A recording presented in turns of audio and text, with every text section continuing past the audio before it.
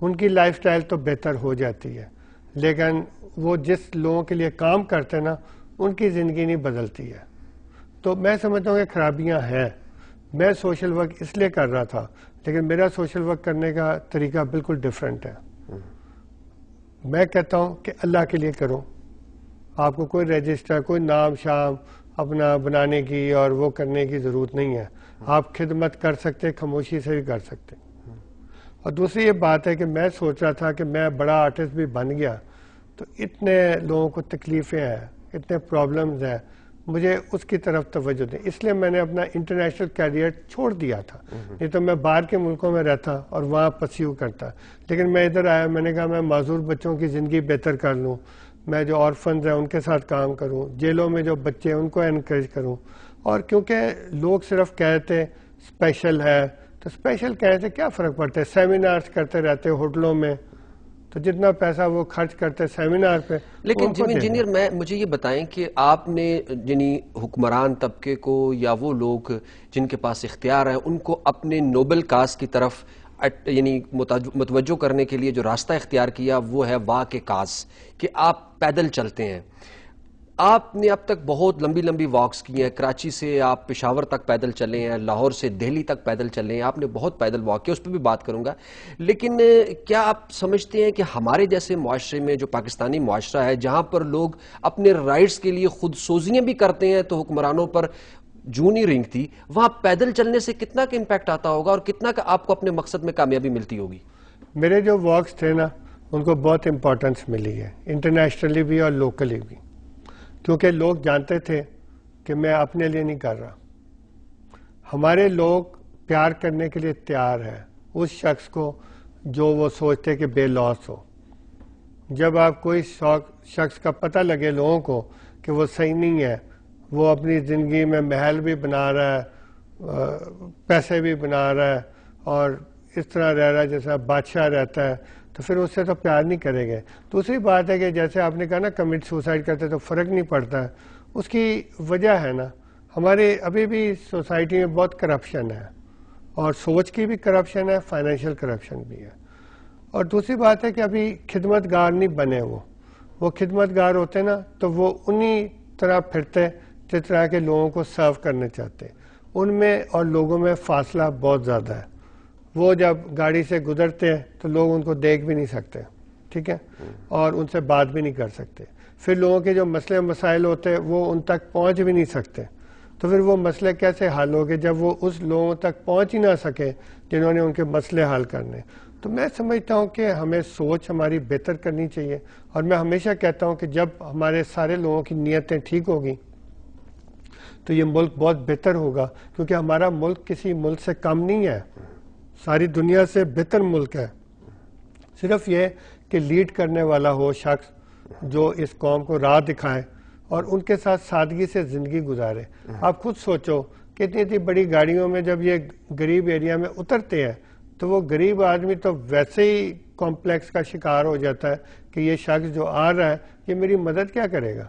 تو میں سمجھتا ہوں کہ سادگی ہونی چاہیے، سادے طریقے سے یہ بیہیو کرے، رہے، چھوٹی چھوٹی گاڑیوں میں سمپل طریقے سے پھرے، اور اتنی سیکیورٹی لے کے پھرتے رہتے ہیں اپنے ساتھ. تو پھر جو عام آدمی ہیں ان کا سیکیورٹی کا کیا ہوگا جب ان کو اتنا خوف ہے. مسئلہ یہ ہے کہ اللہ سے خوف زدہ نہیں ہوتے، انسانوں سے ڈرتے ہیں. تو انسانوں سے جب آپ ڈرو گے تو پھر آپ خدمت کیا کرو گے؟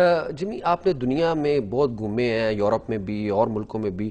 یہ جو ابھی آپ نے فرق ہمیں بتایا ہے ہمارے ہاں کے حکمرانوں کا، وہاں پر آپ نے کیا دیکھا؟ وہاں پر آپ کا کیا امپریشن ہے ان کے بارے میں؟ وہاں جی لوگوں کو جسٹس فوراً ملتی ہے. وہاں بھی خرابیاں ہیں، برائی ہے.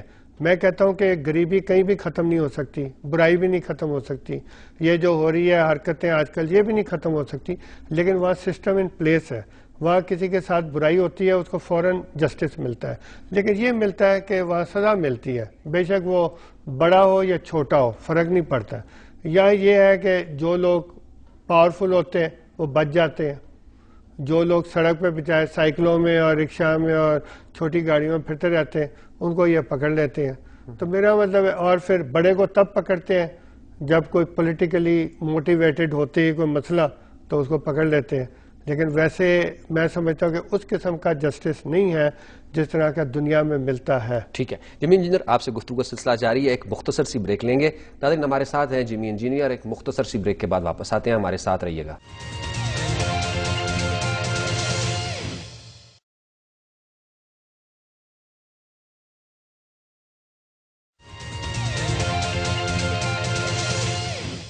Welcome back. ناظرین ہم بات کر رہے ہیں ملک کے ممتاز مصور جناب جمی انجینئر سے. اچھا جمی، یہ جو واک کی ابھی آپ نے بات کی، کراچی سے پشاور تک واک، یہ کتنے عرصے میں آپ نے یہ واک مکمل کی تھی؟ یہ 94 میں میں نے کی تھی واک کراچی سے پشاور، اور میں 1 سال پیدل ہی چلتا رہا. اور میں اس ایریا سے سندھ سے چلا ہوں جہاں لوگ شام کو باہر گھر سے نکلتے ہوئے ڈرتے تھے، کیونکہ وہ ڈاکوؤں کے خلاف وہاں آپریشن بھی چل رہا تھا، سب کچھ ہو رہا تھا. تو میں یہی نصیحت لوگوں کو کرتا تھا کہ آپ کو خوف ہو تو اللہ کا ہونا چاہیے، اس کے علاوہ نہیں ہونا چاہیے. اور میں غربت کو دیکھنے بھی چاہتا تھا کہ کتنے ہمارے غریب لوگ ہیں، کتنی تکلیفیں اٹھاتے، کیا پرابلمز ہیں. میں سمجھتا ہوں کہ اتنے پرابلمز ہیں کہ آدمی کچھ سوچ نہیں سکتا. ان دنوں میں نے ہر جگہ کہا تھا کہ آپ ہاسپٹلز بنائیں، سکولز بنائیں، لیکن مجھے خوشی ہے کہ وہ روٹ میں جو واپس لوں تو وہاں کئی ہاسپٹل، کئی سکول بن چکے ہیں. اچھا، یہ جو آپ نے کہا کہ میں جب کسی نوبل کاز کے لیے واک کرتا ہوں تو نیچر بھی میرے ساتھ واک کرتی ہے، اس کا کیا مطلب ہے؟ میں ہمیشہ قدرت کے ساتھ انٹریکٹ کرتا ہوں. میری اندر کی آواز، اور جیسے لوگ زیادہ تر جانتے ہیں کہ میں صوفی برکت علی کا شاگرد ہوں، جو سلار والے فیصل آباد میں بہت ہی مشہور تھے، بہت ہی روحانی شخصیت تھے. وہ 96 میں وفات پا گئے. ان کے پاس اکثر جایا کرتا تھا. وہاں سے میری کچھ ڈسپلننگ ہوئی ہے. اور ایک دن 79 میں انہوں نے اچانک وہ کھڑے ہو گئے اپنی گدی سے، اور انہوں نے مجھے تھوڑی دیر کے لیے اپنی گدی پہ بٹھا دیا. اور وہاں جو بچے تھے ان کو کہا کہ نیشنل اینتھم آپ پڑھو. جب نیشنل اینتھم پڑھ لیا انہوں نے کہا کہ کام اب ہو گیا. تو پھر میں کھڑا ہوا. پھر انہوں نے مجھے کچھ پھل چھل کے کھلایا وغیرہ. تو وہ بڑا پیار کرتے تھے میرے سے. اور وہاں سے ہی مجھے خیال آیا کہ مجھے پاکستان کا نوکر بن کے رہنا چاہیے، کیونکہ مجھے خدمت کرنی چاہیے اس ملک کی. جہاں بھی ضرورت ہو وہاں پہنچ جانا چاہیے مجھے. اور میرے آرٹ سے انسانیت کی مجھے خدمت کرنی چاہیے. اچھا جمی انجینئر، آپ کا مدر ٹریسا کے ساتھ بھی کچھ ایسوسیشن رہی. مدر ٹریسا میں اور آپ میں ایک چیز تو کامن ہے کہ وہ ہے انسانیت کی خدمت. کیسے انٹریکشن ہوئی اور کیسا پایا آپ نے ان کو؟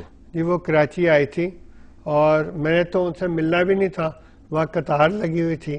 لیکن جب میں اس جگہ پہنچا تو وہاں کے جو فادرز تھے انہوں نے کہا فوراً آ جائے، آپ کو ہم ملواتے ہیں اندر جا کے.